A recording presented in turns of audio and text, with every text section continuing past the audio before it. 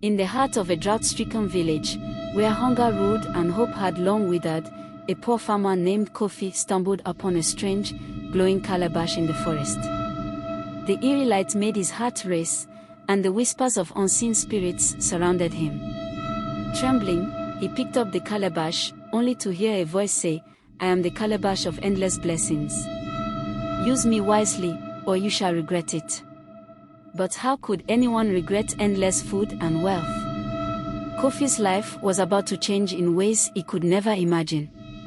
When Kofi returned to his tiny, crumbling hut that evening, he was eager to test the calabash. His stomach growled, and he wished for a hearty meal.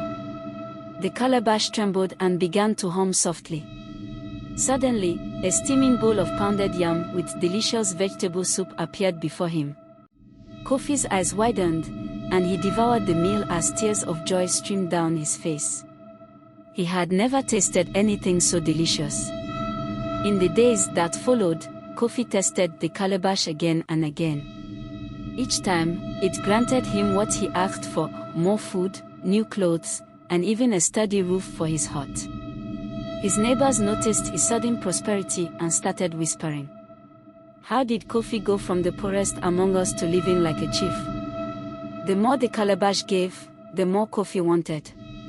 If this calabash can grant anything, why stop at food and a hut, he thought. One night, as he stared at the calabash, an idea struck him like lightning. What if he asked for riches beyond imagination? What if he could become the wealthiest man in the land?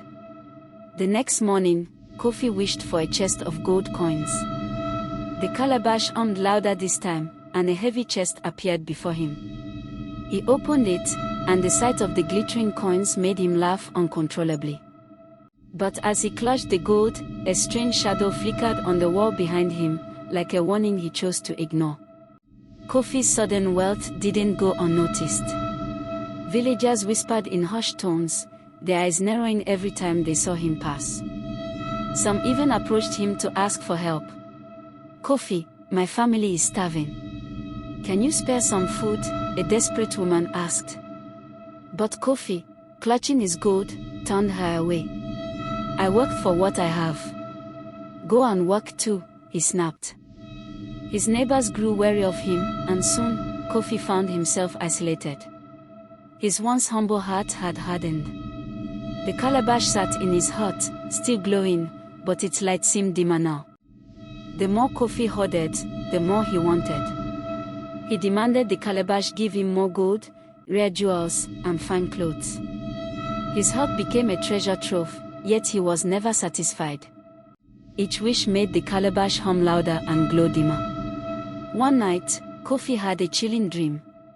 He saw himself drowning in a sea of gold, unable to breathe. The calabash floated above him, its light extinguished. He woke up sweating, but instead of heeding the warning, he dismissed it. "It's just a dream," he muttered, clutching a gold coin for comfort. The calabash began behaving strangely. It hummed louder and shook violently with every wish Kofi made. One evening, as Kofi wished for more gold, a crack appeared on the calabash's smooth surface. A deep, echoing voice emerged. "Enough. You have abused my gifts. Heed this warning, or lose it all." But Kofi laughed. "You are just a calabash. You belong to me. I'll use you however I please." The calabash fell silent, but its glow dimmed further.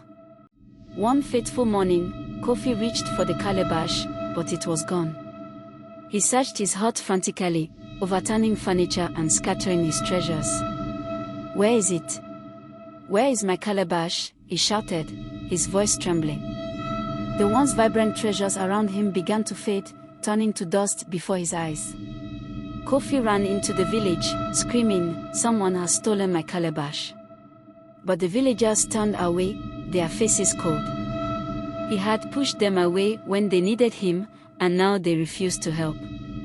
With the calabash gone, Kofi's life fell apart. His treasures were gone, his fine clothes turned to rags, and his newly built hut crumbled to the ground. He had nothing left, no friends, no food, and no hope.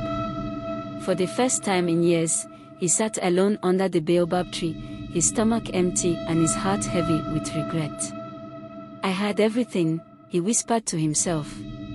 And I lost it all because I wanted more. One day, the woman Kofi had turned away approached him with a small bowl of food. Even after what you did, no one deserves to starve, she said kindly. Overwhelmed, Kofi accepted the food with tears in his eyes. He apologized to her and began helping her with her farm. Slowly, Kofi started rebuilding his life, this time with gratitude in his heart. One evening, as Kofi walked in the fields, he heard a familiar hum. He turned and saw the golden calabash glowing faintly at the edge of the field.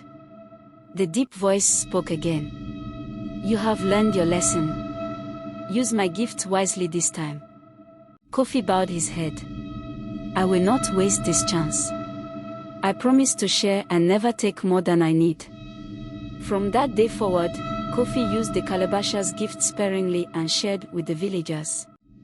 He gave food to the hungry, helped rebuild homes, and ensured no one in the village went without. Though he was no longer the wealthiest man, Kofi found something greater: friendship, respect, and a peaceful heart.